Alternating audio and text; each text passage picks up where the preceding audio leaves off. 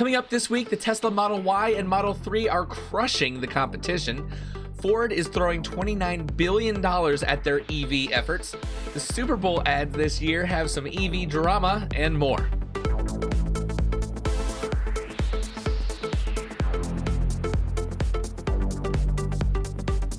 Hello, friends, and welcome to episode 51 of the EV Resource Podcast. I'm Zach Hurst, and each week I bring you the latest EV news, information, and answers to your questions about electric vehicles. Before we get started with the news this week, I want to thank our podcast partner, Titan Auto and Tire in Moseley, Virginia, for their support. Titan is one of the very few independent shops in Central Virginia that are qualified to work on EVs, and from hybrids to Hummers, they fix everything.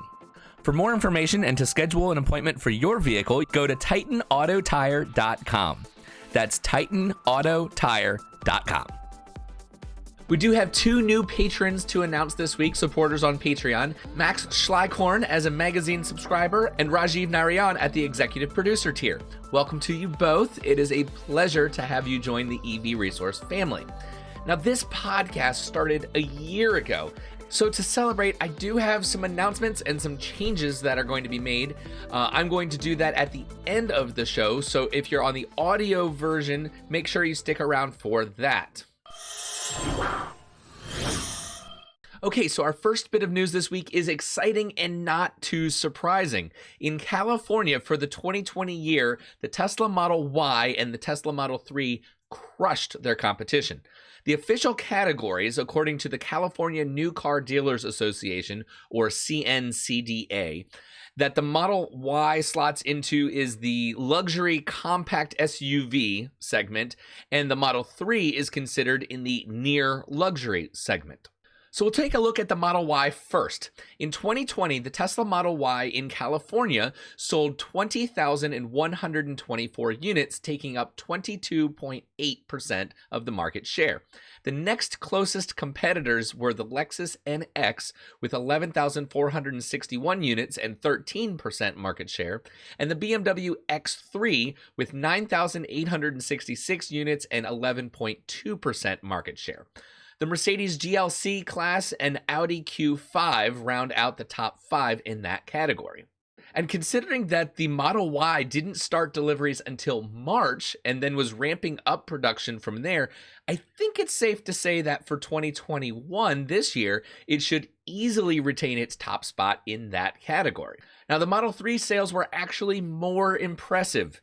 In the near luxury category, the Model 3 practically stole the show, selling 38,580 units, counting for a 41.5% market share. The next closest competitor had only 10,018 units and a 10.8% market share, and that competitor was the entire BMW 3 Series, so not even an individual car. The Lexus ES, Mercedes C-Class, and Audi A4 round out the top 5. And the Model 3 was actually the 5th best-selling car in any category in California and in the top 10 for all vehicles. And it is worth mentioning that Teslas weren't the only EVs selling well in California. The Chevy Bolt EV also took top spot in the subcompact category with 8,230 sales and 22.8% of the market share. If you guys want to take a deeper dive into the report from the CNCDA, I will have a link to that in the show notes. Next up, Ford is throwing money at their shift to EVs. According to a report from Car and Driver this week, Ford is making a commitment to spend $29 billion on EVs and self-driving cars. The automaker, which starts producing the electric F-150 next year, announced it will invest heavily in the future of powertrains and mobility through 2025. Ford announced during its fourth quarter earnings report that it will invest $22 billion in electric vehicles and around $7 billion in autonomous vehicles through the year 2025. The electric vehicle stake is an increase over the $10 billion already pledged to help Ford compete in the race to bring electric vehicles into the mainstream market. And while Ford is working on its own electric vehicles, it also has invested $500 million in EV startup Rivian. In 2019, the two companies announced a plan to build a Ford vehicle using the startup's platform. However, last year in 2020, a planned electric Lincoln built with Rivian technology was canceled, due in part to the COVID-19 pandemic. Now, in part, Ford may be throwing this money down to compete with GM's big electrification goals, but it has stopped short of announcing exactly when or if it will transition to an all-electric passenger fleet, as General Motors pledged to do in the last few weeks. What it has announced is that a majority of its vehicles will be EVs, with some of its offerings having hybrid and plug-in hybrid powertrains. So while they aren't exactly competing directly with GM in terms of the big ambitious goals, it is definitely a step in the right direction. And I think it's probably a smarter one for Ford because, to me anyway, the way I look at it, a lot of their target market may be alienated if they come out and say that they're going to eliminate building gas and diesel powered vehicles. And speaking of GM, I had a laugh at the friendly drama surrounding their Super Bowl ad this year. GM's ad grabbed a 90-second spot costing $5 million, which normally companies will grab just a 30-second spot. So 90 seconds, they're obviously trying to make a big statement here, especially spending that kind of money. It featured Will Ferrell. In the ad, Ferrell informs the audience that Norway is beating the US at electric car production. So, of course, he punches right through a small globe that he has, taking it out in the outline of Norway on his spherical map. "I won't stand for it," Ferrell says. "With GM's new Ultium battery, we're going to crush those losers," Ferrell adds. Ferrell brings Kenan Thompson and Aquafina along on his quest. They're going to Norway. The commercial isn't without its fancy cars. Ferrell is driving in the Cadillac Lyric SUV, while Thompson and Aquafina, they're getting into a Hummer EV. And sadly, the directions that they had aren't too good. Ferrell ends up in Sweden, while the duo winds up in Finland. Close, but not quite Norway. But it didn't end there, because, well, let's face it, GM doesn't sell any EVs in Norway yet. Audi is actually the best-selling vehicle brand in that country. So you don't think Audi, especially in its Norwegian operation, would sit idly by as GM and Will Ferrell challenged it in EVs, would you? For that, Audi turned to proud Norwegian and Viking among Vikings, Kristoffer Hivju, of Game of Thrones fame, if you will, to set the record straight. And their ad encourages, quote, "not to hate, but to imitate," end quote. As a side note, Audi got this response out really, really quickly.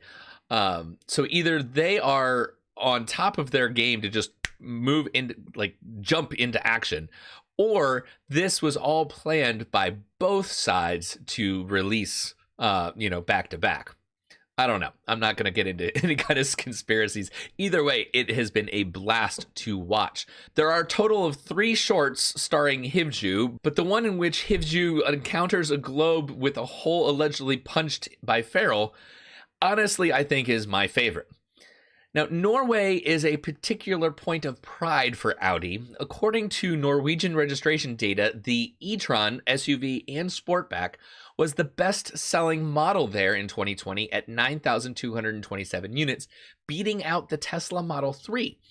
And that's more e-trons than Audi sold in the US in 2020. And considering Ferrell's per capita start to the GM commercial, it is indeed of an embarrassment for the US market. Assuming, of course, if you ignore how many Teslas sold here in its home territory. Battery electric models made up 54% of light vehicle sales in Norway last year, up from 42% in 2019, compared to 1% of the market 10 years ago. Here in the US, sales remain at less than 2% total EVs nationwide, although California has been breaking past 5%.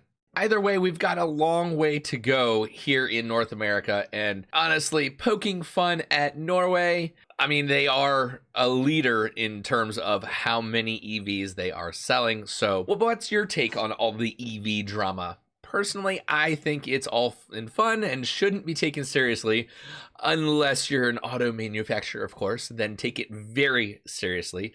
They better be making a serious push to sell more EVs, and in the case of GM, they've certainly promised to do just that.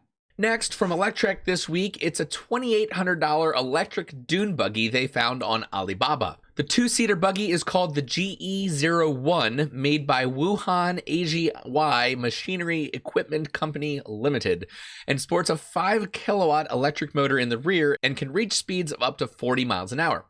Energy comes from a 3-kilowatt-hour, 60-volt lead-acid battery pack, which I'm not a huge fan of lead acid, but I'm sure you could swap it out for a lithium-ion pack easy enough, even though the company is not going to support that. It also features all of the parts you'd expect from a nice little utility buggy, including LED lighting, hydraulic braking, 4-wheeled independent suspension with long travel hydraulic shocks. This may be the least expensive EV that I've ever seen. Would I buy one? No. I mean, because I'd still have to ship it over here, and then what am I going to do with something that's not road legal? But I think it's really cool. And if you're looking for like a side-by-side to go off-roading, if you're hunting or going out into the wilderness, this might be a good option. Maybe even like around the farm, instead of like, what are those called? Gators, I think. The little, or the Kawasaki side-by-sides, whatever they are. This could be a good replacement for that and be really affordable. So there's a new rumor floating around about the Tesla Semi, a very interesting set of rumors about the upcoming Tesla Semi-electric truck was posted to Twitter by Sawyer Merritt this week. Sawyer Merritt, if you don't know who he is or you're not familiar with him, he is a Tesla enthusiast and investor who has had some pretty solid intel in the past. And according to his tweets, one of Tesla's suppliers, who is already engaged in the Model S, X, 3, and Y cars, revealed that it started working on stuff related to the Semi in Q4 2020. The body of the Semi will be produced in the Tesla factory in Fremont, California, but the final assembly is expected to take place at the Tesla Gigafactory in Nevada at first anyway, and then the Gigafactory in Texas once that factory is completed. The product roadmap ramp up is probably the most interesting aspect, at least to me. The release candidate series should be produced by May of 2021, a pilot series production to start in July, and then series production to start in August of the day cab version. According to his tweets, about 350 vehicles will be produced by the end of August 2021, and then the production rate will gradually increase 100 per week to the end of 2021 this year, and 500 per week by the end of 2022. Meanwhile, the company will also introduce the sleeper cab version. So annual production estimates at this point are this year in 2021 to have 2,500 produced by the end of the year. Next year, 10,000. In 2023, a total of 25,000, and we'll also see the European version of the Semi join the lineup. And in 2024, also 25,000. Merritt says he knows the name and location of the supplier and has seen some presentations that back up this claim, but warns that timelines can always change and to take everything with a grain of salt. One way or the other, though, where there's chatter, there's usually activity. And the last bit I want to share with you is actually an article in this month's EV Resource magazine about electric last mile solutions, a small US-based startup looking to make a big impact on the last mile delivery world. The electrification of transportation is advancing at a rapid pace. Globally, more than half of vehicle owners say they are considering an EV for their next vehicle. And this isn't too surprising to those of us who are entrenched in the EV world day in and day out. But if you're not keeping up with the latest news, it may come as a surprise. For those of us who are active in the EV community, we may still be surprised to learn how rapidly the commercial EV space is advancing as well. Sure, you may have heard of Rivian's electric vans for Amazon or Ford's e-Transit series they plan to produce, especially if you watch the videos or listen to this podcast. I've mentioned them. You might have even heard about BrightDrop or Canoo. I have mentioned them as well. Maybe not Canoo. I'll have to look back on that. I know I've mentioned BrightDrop then. And while there's assuredly a lot of business to be made, none of those familiar companies are seriously tackling the very busy Class 1 vehicle segment, vehicles that weigh less than 6,000 pounds. There is, however, one company that has an eye to dominate this unserved segment with a revolutionary solution, and that company is Electric Last Mile Solutions, or ELMS for short. Co-founded by James Taylor, no, not that James Taylor, different one. Co-founded by James Taylor and Jason Liu, and based right here in the United States, ELMS will be manufacturing their electric urban delivery vans with a focus on providing not just a vehicle, but a customizable solution for their customers' service needs. Their goal is to not only be the most reliable and efficient electric last mile solution, but also one that provides the lowest total cost of ownership. Fleets that have a shorter distance delivery routes are an ideal target for ELMS, as the entry-level vans only have a 42 kilowatt-hour battery, providing a claimed 150-mile range. Now, that might not sound like a lot, but you have to consider that a bigger battery also means a bigger price tag. And if you're a fleet owner, you don't want to pay for even a single kilowatt more than you need to, and 150 miles will be more than enough to handle these shorter distance service routes. The manufacturing plant ELMS has in Mishawaka, Indiana, will have the capacity to produce 100,000 low-cost vehicles per year, with production expected to start in the second half of this year. But the vehicle itself isn't where they plan to have a future-proof competitive edge. ELMS' Eric Grossman explained, quote, "At the end of the day, the EV technology itself won't be the differentiator. What's going to make the difference here is what solutions you're going to provide on top of a low-cost, reliable EV hardware," end quote. When it comes to providing the best solution for their customers, ELMS will focus on two main areas: vehicle customization and data services. ELMS customers aren't simply going to buy the vehicle and call it a day. Quote, "These vehicles will be customized to end users' specific use case," said Grossman, "whether it's a delivery company requiring shelving or a chemical company needing to seal the cabin. And we believe we have differentiated approach to do this by partnering with some leading upfitters to integrate the customization into this assembly process," end quote. And this is different from the current model of a customer buying a vehicle from an OEM dealer and then having it outfitted by a third party, which then takes extra time before the customer can take delivery, and ultimately, because of that middleman, adds an excess cost. ELMS' approach will save the customer money and time, and when you're running a business, that makes a huge difference. Each delivery van will be offered with a suite of digital solutions tailored to the customer's needs as well. Through a partnership with GeoTab, ELMS will have over-the-air data systems to provide digital solutions for fleet customers. In addition to being first to market with a Class 1 electric delivery vehicle, they've taken a unique approach and are addressing a huge potential market that is screaming for a solution. And aside from last mile deliveries, ELMS vehicle offerings are exactly the type used by so many other commercial companies and fleets that have a local service area. Earlier, I said that ELMS will be dominating the Class 1 delivery segment with a revolutionary solution, and I meant every word. Okay, so that's it for the news segment this week. And from now on, I'm going to be ending the YouTube video right now after the news segment and leave the announcements and end bits just for the audio only podcast.